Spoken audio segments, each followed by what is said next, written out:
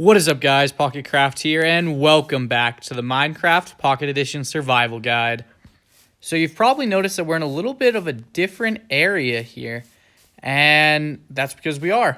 We're about 100 blocks down from the villager breeder, and the reason I brought it over here is because today, as you guys well know from seeing the title, we're going to make some automated crop farms.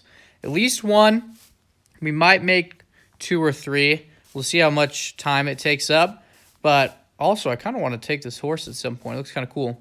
But anyways, we're making some automated crop farms today. So I decided I should probably start setting up an industrial area. And I don't really know why I chose here, to be honest. It's kind of a bad area. It's going to take a ton of trees to have to cut down. But honestly, I think that's a good thing for me. Because sometimes in Minecraft, I get a little lazy. I don't like cutting down wood, and I always seem to be running low. But this series, I've had to cut down trees for pretty much everything I want to build, and so it's been kind of helpful for me and keeping me stacked pretty well up in wood, so I think it'll be good for me. And don't worry, guys, I know deforestation is a bad thing. In Minecraft, it's not as much of a bad thing, but I'll replant them somewhere. I'll make up for what I've done. And as you can see, I've already cut down quite a few. I'm going to kind of pick up all these little scraps that are falling down. But for this automatic crop farm, I do have a tutorial on how to do it. I'll link it above right now. But just fair warning you guys, that was one of my earliest videos. And let's just say I've come a long way. I mean, I'm still not the best YouTuber. I've still got a lot of room to improve. A lot of things I'm not great at. My content still isn't as interesting to watch as it probably could be. But I'm working on it, and I've definitely gotten better. And that is very evident by watching that video, and that broke a lot quicker than I expected.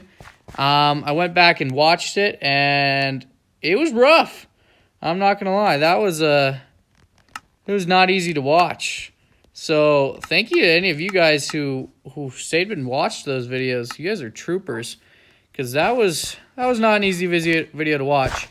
But it's not that too bad. I'm making it sound worse than it is. And it does have a lot of good information. I just go very into detail, show everything. Don't really cut any of the busy work out like me doing this right here. This is a little different. It's a Let's Play. But that goes very in-depth, step-by-step on how to do everything. So if you do want to learn, that's a great video to watch if you want to learn how to make this. And so I'm going to start with potatoes as the first one. I might make one out of beetroot. And to be 100% honest with you guys, I'm not even entirely sure that beetroot works for a farm like this. I think it would. I can't see why it wouldn't. Because I know wheat would work. Just with wheat, you wouldn't get wheat. You'd get bread because the way villagers works. This is a villager-powered farm, for those of you who don't know. I guess none of you probably know yet because I haven't made it yet. But it will be a villager-powered farm. And so villagers just make wheat into bread, so you can't get any bread from it. But I've just been kind of rambling while I'm building this, and I do not have a whole lot of room in here. But I'm going to talk about the mechanics really quickly of why this farm works and why I like it so much. So this farm is powered by villagers. Villagers, they have a mechanic where they will throw food to each other, right? And we talked about this a little bit earlier with the village that I kind of left destitute. We talked about how it needed farmer villagers because the farmer villagers will grow food and then they'll throw the food to the other villagers. And then when they're all fed, they breed, and that's how it works, right? And so this mechanic where they throw food to each other can actually be really useful in trying to make automatic crop farms and stuff like that, because you can just trap a villager, which is what we're going to do here, and they'll throw the food over like a hopper, and then it falls down, and you get to take it. And so it's pretty sweet. That was pretty dumb of me stepping over that. And so it's a really cool mechanic, and it has a lot of benefits. You can get a lot of good stuff from it. So that's what I'm going to be working on today. And so I'm going to go through and probably finish this farm really quickly. It actually is not that hard of a farm to make. There's a couple like small technical things, but it actually is a pretty quick build, which is nice because sometimes it takes a while to build some stuff, and that's rough. But I'm going to go through and finish this, and I'll bring you guys back when it's done, and we can talk about it a little bit more and maybe talk about some of our other plans for things that we're going to do today. Alrighty, so I've finished the first layer, and as you can see, there's a layer of dirt here for the roof. Now, that's not because I think it's stylish. I do plan on doing another level to this, and I will do that soon. For you guys, it'll be a lot sooner than for me. But, one, it's late at night, and so I need to get to bed. But two, I want to see how well this farm works. And so nighttime is the perfect time to AFK, so that's what I'm going to do. And AFKing on Pocket Edition can be a little bit confusing at first if you guys don't know how to do it, depending on your device as well. So I actually have 2 tutorials on how to do that, one for Android users and one for Apple users, and so I'll put those above right now.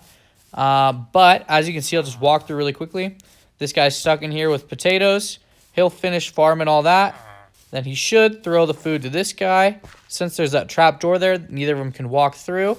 And the food should get sucked down through the mine carts with hoppers right there and come down into here. And I, without further ado, am going to lock myself in here because I need to go to bed anyways in real life. And I'm just going to put it like this. And then I'm going to AFK overnight. And we'll see how much we get. Well, guys, we have a problem. I AFK'd here overnight, so it was probably about a good 9-10 hours. And I came and looked, and it's empty. Yep. So that means the farm is not working. Now, I don't know exactly why. I have 2 theories as to why. So we're going to go through and check that out. Oh, but it is nighttime, and there are a lot of zombies here. So this is awkward. I'll be sitting here for a second. But I'm thinking, my guess is what's probably happening is that the villager who is right here, that all these zombies are going to try and kill, somehow already had food in his inventory. And so if that's the case, then that would explain, oh, and he became a farmer somehow. That might actually be the issue. I don't know if they throw that to each other if they're a farmer. Let me put a different, oh gosh, what the heck was that? Oh, phantoms, shoot. I'm gonna hide out until daytime because it's a little dangerous out there right now. But in the morning, I will explain to you what my plans are. Actually, I guess I can talk about it a little bit now while I wait for the morning. I think one of the things that would be best to do is I'll try and change his profession really quickly. I'll see if that helps. And if that doesn't help, I think I may have to kill him and replace him with a different villager. And because I'm not sure, there are 2 possible theories. One is that he already has food in his inventory, and so he isn't getting, the guy's not going to throw him food because he already has food. And so the way to fix that is I would need to grab a new villager. I would just have to kill this villager, which would be unfortunate. But I'm worried that, I don't know if all the villagers that are coming out of my villager breeder are getting food because there's crops there. I'm not sure. It'll be an issue, but I'm sure we could get one out of there eventually that doesn't. My other theory is that they need to have a job. And this guy originally didn't have a job, but then he became a farmer. And I'm pretty sure they can't be farmers, but I don't know. So I'm going to have to go through and try and figure that out. But we will get to that in a little bit. And so I'll bring you guys back in the morning when hopefully I solve the problem. All right, we have really, really good news. So it didn't take long at all, actually. I just switched around the makeup of the build a little bit. I'm not entirely sure what the problem was. There may have been an update from the last time I built this farm, because last time I built it that way, it worked. And maybe this villager wasn't in his line of sight, so he didn't throw anything to him. Or maybe it was because he was a farmer. I don't know. I locked in their trades so they can't change professions. Put around a couple other things. Got rid of the composter so this guy wouldn't become a farm. I did all sorts of stuff. But it is working now, and working pretty well. I fixed it like 10 minutes ago, and it already did that. So it definitely works pretty well now. And so now I can focus on building the top layer. And so I'm going to go expand this really quick. Build a layer right here of probably beetroot, because that's what I have, and that's what villagers want. And then I can expand this and do several layers. So I'm pretty excited about this. So we finished the top layer here, and I think it will work. I have 2 issues that I'm a little bit concerned about. One is this top villager has just been kind of all over the place. Originally, he wasn't really farming. I had his villager workplace block right here because he was running around a lot originally. And then I put that in. He stopped running it around, but he wouldn't like farm crops. So I got rid of it, and he started to farm a little bit, but mainly only when I would break the crop for him. Like, he won't go around and break these very often. And I'm not sure as well if he's going to throw food to a nitwit or not. I think he will. I know in my other farm he did. I'm just not sure. But the potatoes is working for sure, which is awesome. We'll see if this one is.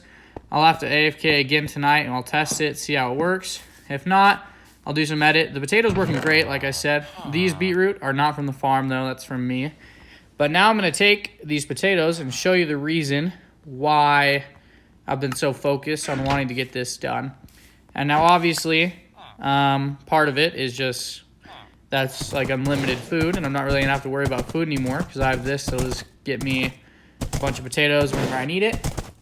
And you can cook potatoes, and it actually becomes a pretty good source of food. But that's not the only reason, right? The reason I really, really want to do that is because of what I'm about to do. And just a tip here, I like to leave fence posts around the areas I go to often when I'm traveling by horse before I get elytra, so I can just hook him up right there and he won't go running away with my saddle. The main reason is because now I have something I can grow to get emeralds whenever I want, right? And this is awesome because it gives me a ton of emeralds, and as you can see, I could still have traded more. And it'll unlock things where I can trade pumpkins and eventually melons if I can find some, stuff like that. And I'm going to grow and make an automatic pumpkin farm at some point. But now I just got 8 emeralds pretty much for free, and now I can trade that with whoever I want, right? And so there's a couple people I'm trying to focus on first. So I want to grow him quite a bit, my cleric villager, because eventually down the line, you can get ender pearls for emeralds from him, which will make it really easy to get to the end. I don't have to go fight a bunch of endermen. I'm going to focus on him so I can get free diamond armor. I'll focus on some librarians to get enchantments, focus on him to get free diamond sword. And the one I'm working on right now is actually this toolsmith. I think I'm going to try and level him up first. Now, it goes a little bit slow unless you're willing to trade iron and coal, which I'm not too sure I want to trade that because I'm actually out of iron right now. I need to go and mine some more, which stinks. I don't really like mining that much.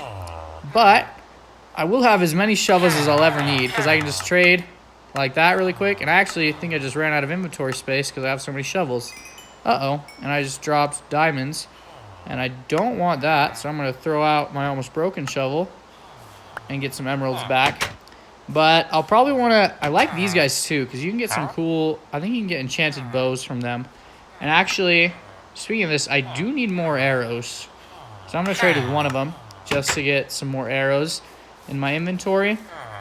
And then a cartographer as well is one we're going to want to level up because eventually down the road, we can use him to get maps to cool places.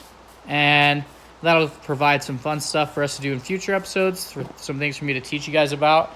I'll go to bed really quickly, but I want to talk a little bit more about really the importance of this. Sometimes I think people don't realize how powerful villagers really are, right? Because it takes a little bit of patience and a little bit of work to get these guys leveled up enough. But once you get a villager leveled up pretty high, like this guy, right now it seems like a grind, right? And it'll take a little while. And right here, you're like, oh, it's just a diamond hoe. But farther down, I'll be able to get like a diamond pickaxe. And what that means is I can get a diamond pickaxe whenever I want just from a couple potatoes. And those potatoes are growing automatically. And so by the time this is all finished and set up and these guys are all leveled up, I can get diamond armor, diamond weapons, diamond tools, enchanted arrows, enchanted bows, enchanted books.